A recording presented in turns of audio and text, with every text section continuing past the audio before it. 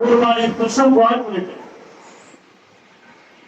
উদাহরণস্বরূপ 50,000 টাকা দিয়ে আপনি একটা পশু ক্রয় করেছেন, অথবা শরীরে 3 জন মিলে একটা পশু ক্রয় করেছেন 1 লক্ষ টাকা দিয়ে।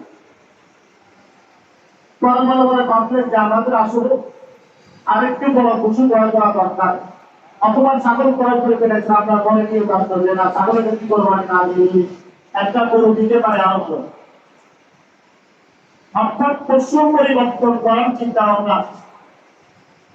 এই ক্ষেত্রে শরীয়তের মাসালা হলো, আপনি যদি এর চাইতে যে পশুটা ক্রয় করেছেন এর চাইতে উত্তম পশু ক্রয় করার ইচ্ছা করেন, তাহলে সেই ক্ষেত্রে এর চাইতে উত্তম পশু ক্রয় করা আপনার জন্য বৈধ আছে।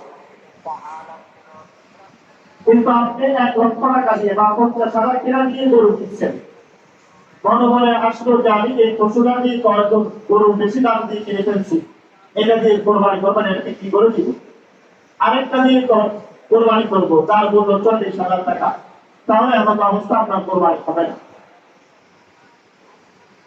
কারণ যে পশুটা ক্রয় করে ফেলেছেন ওটার উপরে কোরবানি ওয়াজিব হয়ে গেছে। এখন যদি এর চাইতে উত্তম দিতে চান তাহলে ওটা আপনার জন্য বৈধ আছে, এর নিচে কমে দিতে চাইলে এটা আপনার জন্য বৈধ না।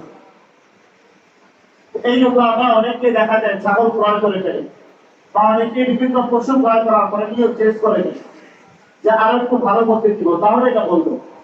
কিন্তু এর চাইতে কমে করতে গেলে এটা বৈধ হবে না। আর যদি ক্রয় করেও ফেলেন 40,000 টাকা, আগের পশু 50,000 টাকা ছিল, এখনকার পশু হলো 40,000 টাকা, তাহলে এক্ষেত্রে আপনাকে আরো 10,000 টাকা কোনো গরিব অসহায়কে সৎকার করে দিতে হবে।